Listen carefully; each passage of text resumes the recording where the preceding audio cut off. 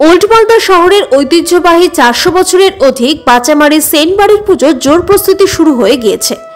সেন পরিবারের নামে পুজো হলেও আনুমানিক গত 200 বছর ধরে পরিচালনা করে স্থানীয় দাশগুপ্ত পরিবার। সেই প্রাচীন পুজোয় সপ্তমীতে এবার স্টিলের পালকি করে সুসজ্জিতভাবে কলাবউকে স্নান করতে মহানন্দা নদীতে নিয়ে যাওয়া হবে। পুনরায় মন্দিরে ফিরিয়ে নিয়ে আসা হবে। স্টিলের পালকি তৈরি করা সম্পূর্ণ হয়েছে। মন্দিরের ভেতরে একপাশে তা রাখা রয়েছে। প্রাচীন পুজোর নিয়ম এবং দেবী মায়ের রূপ একই থাকছে। সেখানে আধুনিকতার ছোঁয়া প্রবেশ করেনি। মায়ের সাবেকি আনা সাধারণ রূপ। এক চালাতে দেবী দুর্গা সহ অন্যান্য দেবদেবীরা বিরাজ করবেন। ষষ্ঠীতে হবে অধিবাস। আগের নিয়ম অনুযায়ী পুজোর কয়েকদিন এখনও বলি প্রথা ধরে রাখা হয়েছে। তবে মানতের বলি সপ্তমী এবং সন্ধিতে হয় না, নবমীতে করা হয়। দশমীর দিনে কলাবউ এবং ঘট বিসর্জন হয়। তারপর মূর্তি নিরঞ্জন হবে। প্রাচীন পুজোকে ঘিরে অলৌকিক ঘটনা রয়েছে। স্থানীয় সূত্রে জানা গিয়েছে 400 বছর আগে বাঁচামারিতে এক জমিদারের বাড়িতে পুরোহিত শালগ্রাম শিলার নিত্য পুজো করতেন। শরৎকালে পুরোহিত নিত্যদিনের মতোই মহানন্দায় স্নান করতে গিয়েছিলেন। তিনি দেখেন এক অপূর্ব মহিলা কয়েকটি ছেলে মেয়ে নিয়ে নৌকা নিয়ে নদীর ঘাটে নামছেন। তার কাছে থালা, পান মশলার কৌটো সহ বিভিন্ন পুজোর বাসন উপকরণ রয়েছে। পুরোহিত তাঁকে বলেন, তোমরা কোথায় যাবে মা? সে বলে, আমরা সেনদের বাড়ি যাব। পুরোহিত তখন বলেন, তোমরা যাও, আমি আসছি। তিনি স্নান সেরে সেনদের বাড়িতে গিয়ে দেখেন কেউ আসেনি। খোঁজ করতে করতে ঘাটে আসেন। দেখেন থালা সহ পান মশলার কৌটো রয়েছে, কিন্তু মেয়েটি নেই। পরে স্বপ্নাদেশে দুর্গাপুজো শুরু হয়। প্রথম বছর ঘটে পুজো হয়, তারপর পটে। 400 বছর ধরে মূর্তি তুলে আরাধনা হয়। এদিন সেনদের পুজো মণ্ডপে গিয়ে দেখা গেল মণ্ডপে এখনো ওই মেয়েটির নিয়ে আসা থালা সহ নানান কিছু রয়েছে। পুজোর পক্ষে শুভেন্দু এবং দিবেন্দু দাশগুপ্ত বলেন, 400-র বেশি বছরের পুজো এটি। 200 বছর আগে সেন বংশের এক মেয়ের সঙ্গে দাশগুপ্ত পরিবারের ছেলের বিয়ে হয়। তারপর থেকে আমাদের হাতে পুজো পূর্বপুরুষেরা করে আসছেন।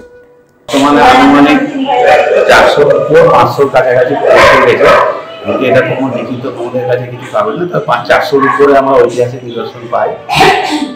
তা বাদে এই পুজোর অনেক ব্যাখ্যা আছে।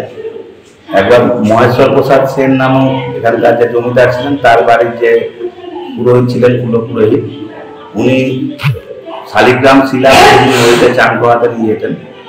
একদিন চান করাতে নিয়ে গিয়ে দেখলেন যে নদীতে এক ভদ্রমহিলা তার দুটো মেয়ে, 2 ছেলেকে নিয়ে নৌকো থেকে নামছে। এবার যখন ওরা নামছে তখন আমাদের যে পুরোহিত তাকে জিজ্ঞেস করেছে সেন বাড়ি কোন দিকে গো, ও সেন বাড়ি দেখিয়ে দিয়েছে। এবার পুরোহিত যখন ওই শালিগ্রাম শিলা পূজা করে নদীতে চান করে বাড়িতে নিয়ে আসছে, তো জিজ্ঞেস করছে যে কেউ আসেনি বাড়িতে? বলে না, এখনো তো কেউ আসেনি।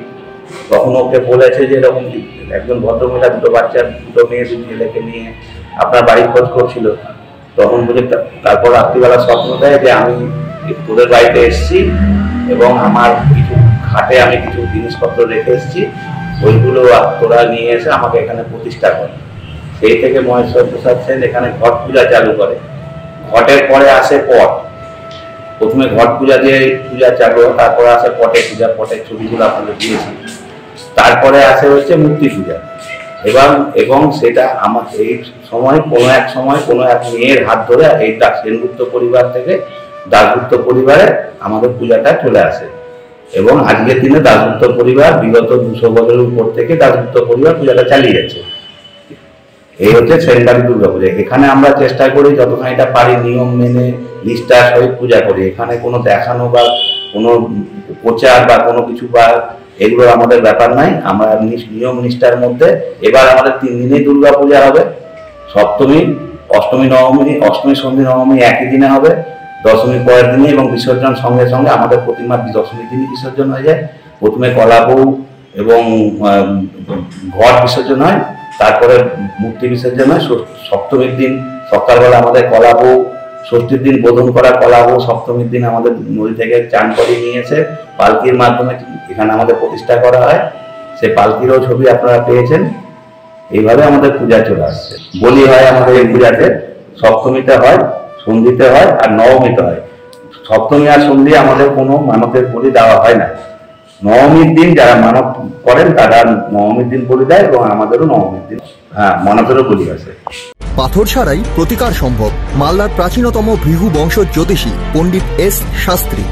দাম্পত্য সমস্যা, বিবাহে বাধা, ব্যবসায় অবনতি, পরীক্ষায় অকৃতকার্যতা, ভাগ্য গণনা, গোষ্ঠী বিচার, ঠিকুচি গোষ্ঠী এবং মৃত্যু ছাড়া সকল সমস্যার সমাধানের জন্য যোগাযোগ করুন জগদম্বা জ্যোতিষ কেন্দ্র, বিবেকানন্দ স্কুলের পাশে, মালদা।